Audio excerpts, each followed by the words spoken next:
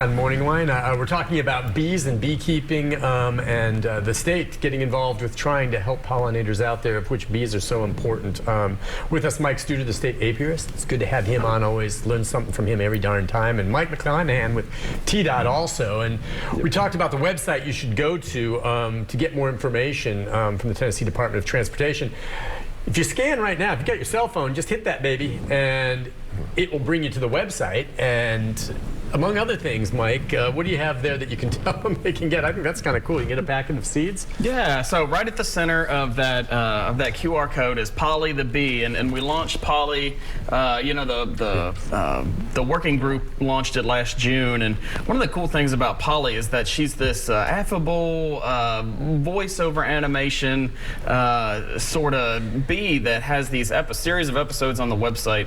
Anyone can view. It's completely free, and Polly goes on there and tells kids with a state of Tennessee kind of education approved curriculum background to tell them about what pollinators are, where they live, sort of the conditions that they operate in and why they're important.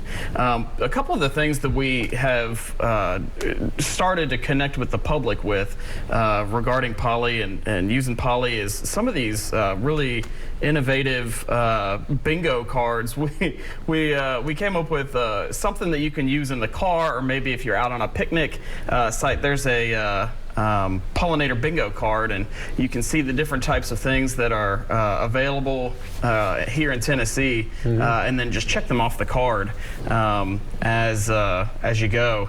And then the other thing that we try and do is give out native seed mixes. Hold that up there. Hold that up in front of your face there. There you go. Yeah. And so that's the packet of seeds to the in your left hand, right? That's right. So we've got a seed pack.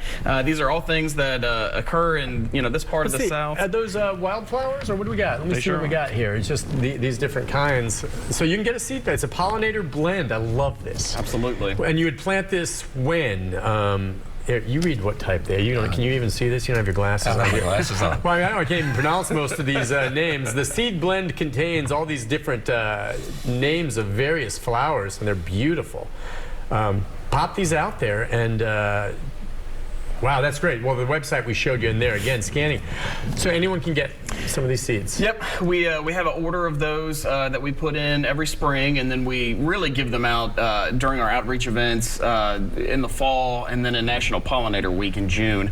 And then also these bingo cards. And these are, you're not going to find a lot of examples like this, but they're really great examples to teach. If you've got a student in your life, or maybe an elementary, middle school student, or a teacher, these are great resources, and certainly Polly and some of the things that she does through the videos and through the lesson plans that are on the website are really great references to teach about pollinators. That's awesome. You get kids involved with it. And just to remind folks again, we talked about the honey and the beekeepers and all of this, but how important are bees to agriculture in Tennessee, and what specific crops?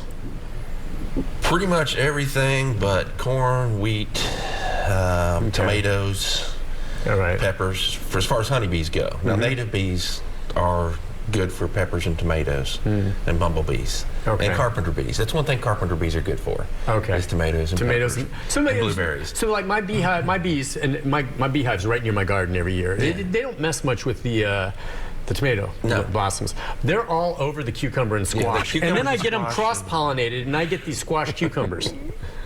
Yeah, they're delicious, aren't they? I've never seen a squash cucumber. Squash cucumber. What do I call them? Squawcumbers.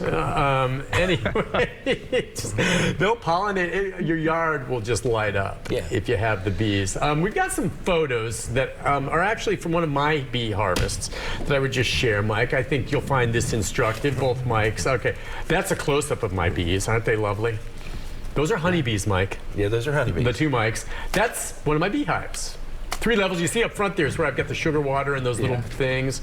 I do a mixture of that, and that's the frames. When they come out of the beehive, isn't that beautiful? That's beautiful. Absolutely beautiful. It's a frame full of honeycomb, and there I am in my suit, covered up with my buddy, harvesting the honey, and that is the big bucket. There's the centrifuge, and when it comes out, we put the honey through a sieve, right? Yeah, and strain the there's no wax and processing everything other than just making sure you get the bee's knees and the wax out of there. That's the inside of the centrifuge. You put those frames in, spin it really fast, and all the honey drops to the bottom. You have to do it when it's kind of warm out, and there's the result. That is from one of my hives, that much honey. And I just lay it out. It's just beautiful. It's like, yeah, it's gold. Yeah. It's fantastic stuff, and that's where I like it best. And you have to filter it a little bit. You know, I get calls from people saying they want raw honey and they want it with bees' legs and everything, chunks of wax and everything. And I was like, you really don't, you don't want that. We're like, well, we want raw honey. I said, well, the honey you get from local beekeepers is raw honey. They don't heat it. They don't ultra filter it. Yeah, compare that. Tell us, like when you buy some of these honey bears you'll see in a grocery store, and if you look at it, it's like from Mexico or something, and it's honey, and it tastes like honey. What's the difference between that and that jar from my beehive, most likely? Some of the commercial honey is heated. To pasteurize? No, it's not pasteurized. Okay. They just heat it to get it to flow quicker through their systems. They put it through an ultrafiltration system, which takes out all the pollen. And when you heat it up above 106 degrees, it starts breaking down the proteins in it. Okay. So you lose some of the good stuff that you're wanting out of the honey. So you want honey that hasn't been heated. And you want honey that hasn't been ultrafiltered, because you want some of the pollen in there. You want the good stuff. The beekeepers, they just run it through like you do, a stainless steel screen. Double screen. And then sometimes they'll run it through a nylon mesh to get some of the smaller pieces of stuff out of it. But it's clear as a bell. Yeah.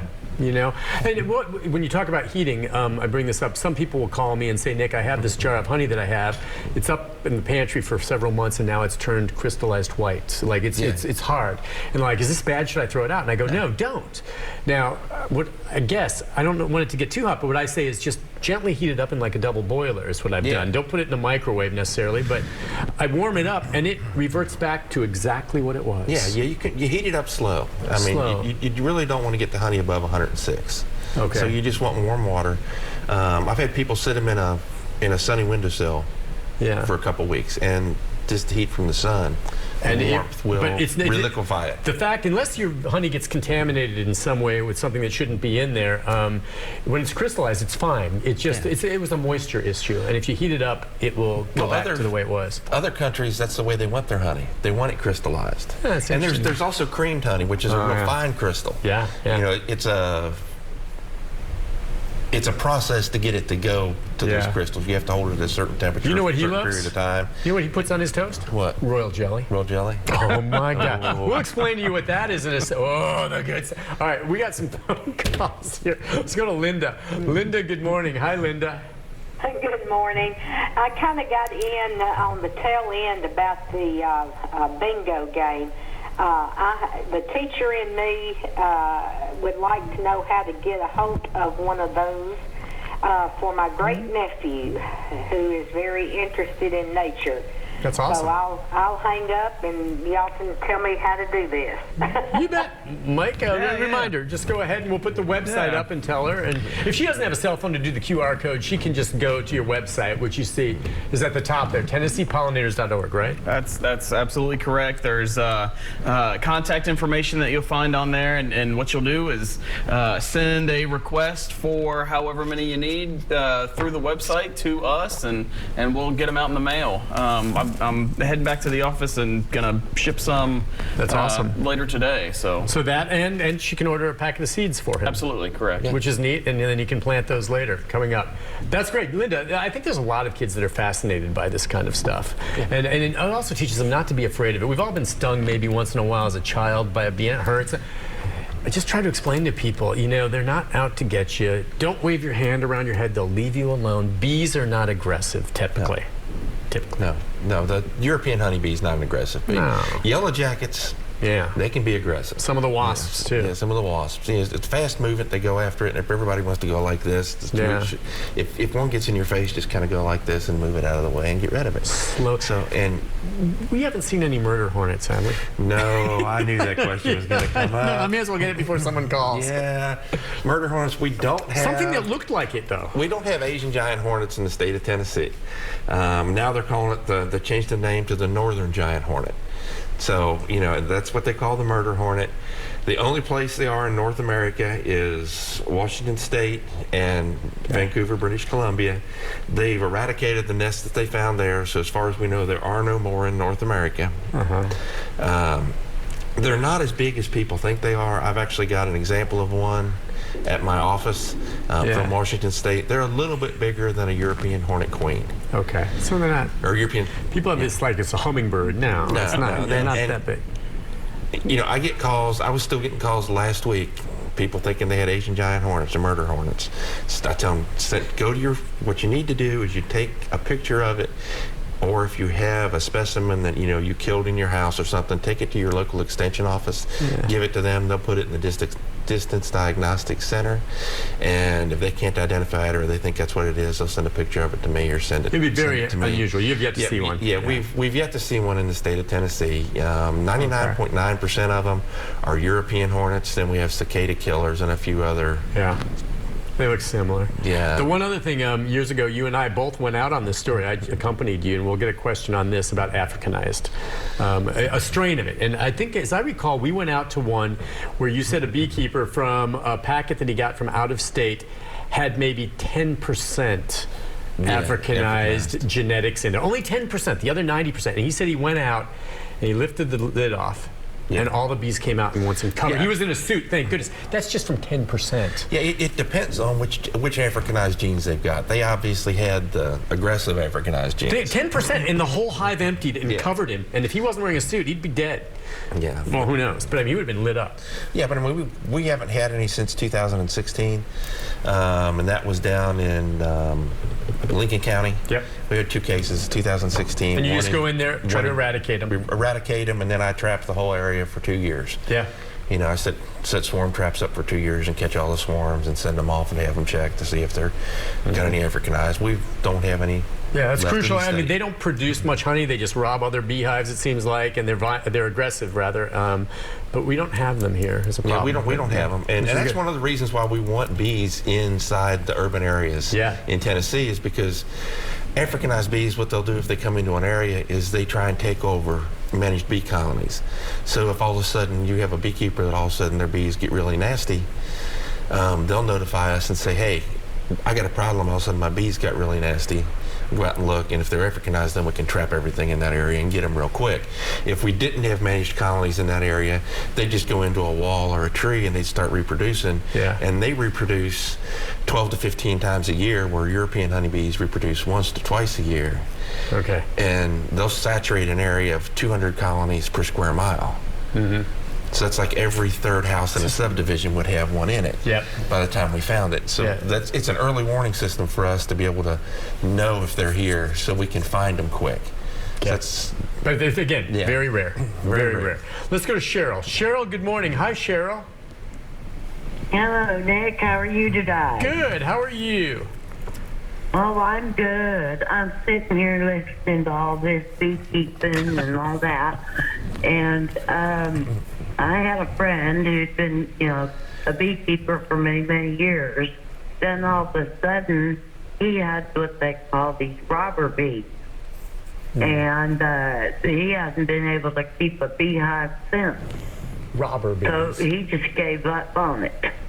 And I'm kind of interested as to what the difference is between a honeybee and a robber. Well, generally when you're talking about robber bees, those are other honeybees from other colonies, and they come in when a colony gets weak and can't defend itself. Right. Maybe the queen died. Yeah, maybe the queen died, or they have a disease problem or a pest problem. They've got a lot of varroa mites or small hive beetles in there.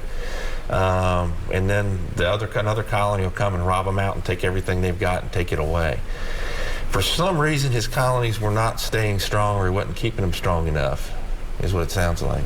So yeah, I hope he gets back into it. If he has all that equipment, he should try it again and just monitor them. Yeah, if he has problems, give me a call. There you go. Listen, we'll take a break. When we come back, our final segment with our guests, we'll take a few more calls, get more information out to you on bees right after this.